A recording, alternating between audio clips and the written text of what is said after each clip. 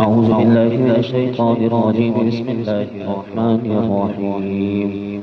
ألم تر إلى الذين يزعمون أنهم آمنوا بما أنزل إليك وما أنزل من قبلك يريدون أن يتحاكموا إلى الطاغوت وقد أمروا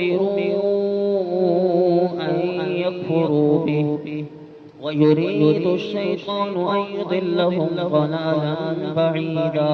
وإذا قيل لهم تعالوا إلى ما أنزل الله وإلى الرسول رأيت المنافقين يصدون عنك صدودا.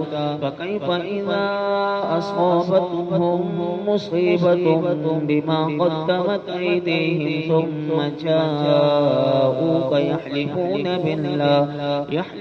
بالله إن أردنا إلا إحسانا وتوفيقا. أولئك الذين يعلم الله ما في قلوبهم فأعرض عنهم وعظهم وقل لهم في أنفسهم قولا بليغا. وما أرسلنا من رسول إلا ليطاع بإذن الله ولو أنهم إذ ظلموا أنفسهم جاءوك فاستغفروا الله واستغفر لهم الرسول لوجدوا الله توابا رحيما. فلا وربك لا يؤمنون حتى يحكموك فيما شجر بينهم ثم لا يجدوا في أنفسهم حرجا مما قضيت ويسلموا تسليما.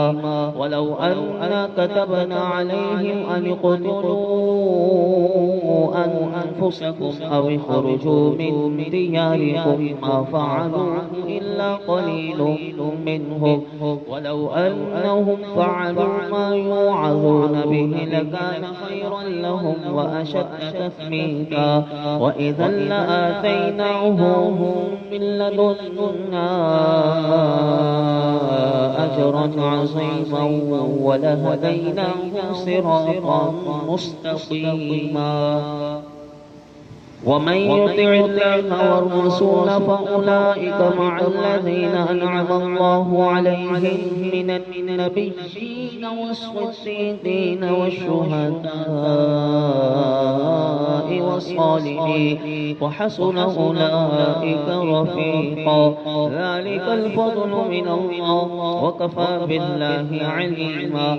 يا أيها الذين آمنوا خذوا حذركم فانفروا ثبات وانفروا جميعا وإن منكم لمن ليبطئن فإن أصابتكم مصيبة قال قد أنعم الله علي إذ لم أكن معهم شهيدا ولئن أصابكم فضل من الله ليقولن كأن لم تكن بينكم وبينه مودة يا ليتني كنت معهم فأفوز فوزا عظيما.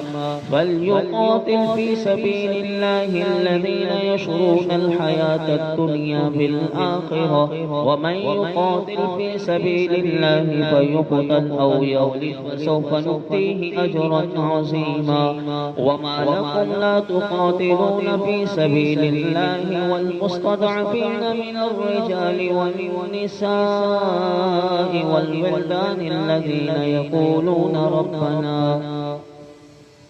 ربنا أخرجنا من هذه القرية الظالم أهلها واجعل لنا من لدنك وليا واجعل لنا من لدنك نصيرا.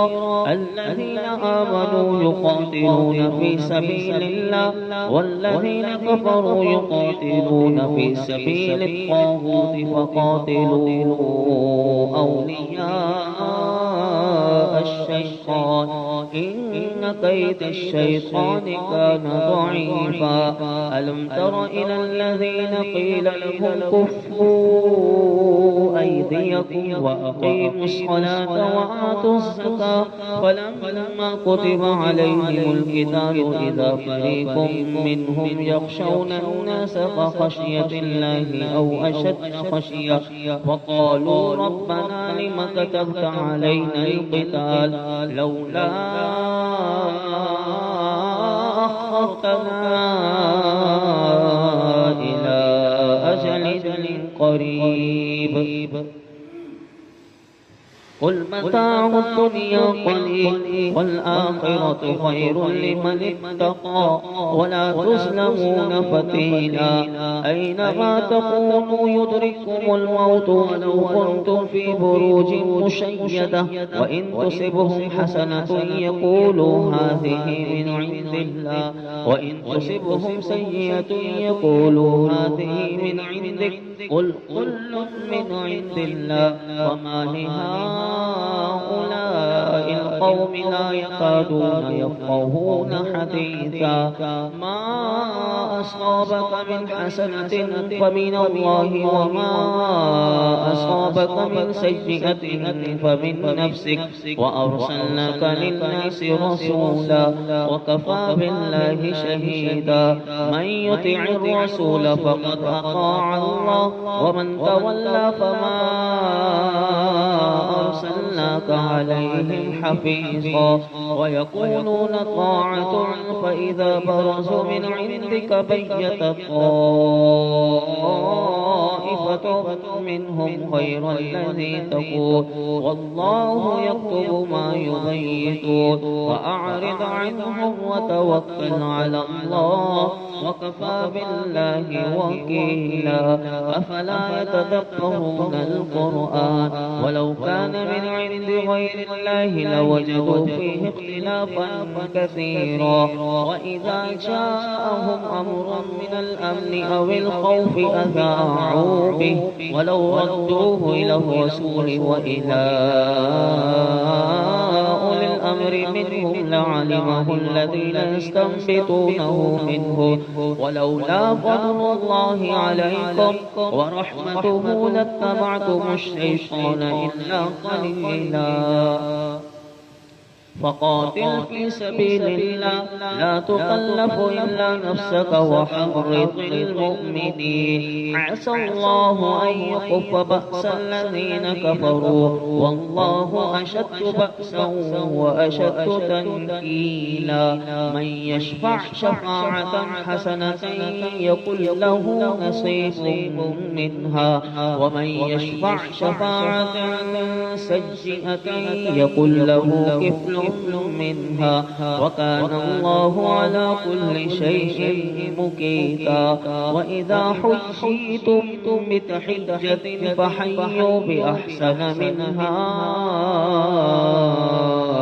أو ردوها إن الله كان على كل شيء حسيبا الله لا إله إلا هو ليجمعنكم إلى يوم القيامة لا ريب فيه ومن أصدق من الله حديثا.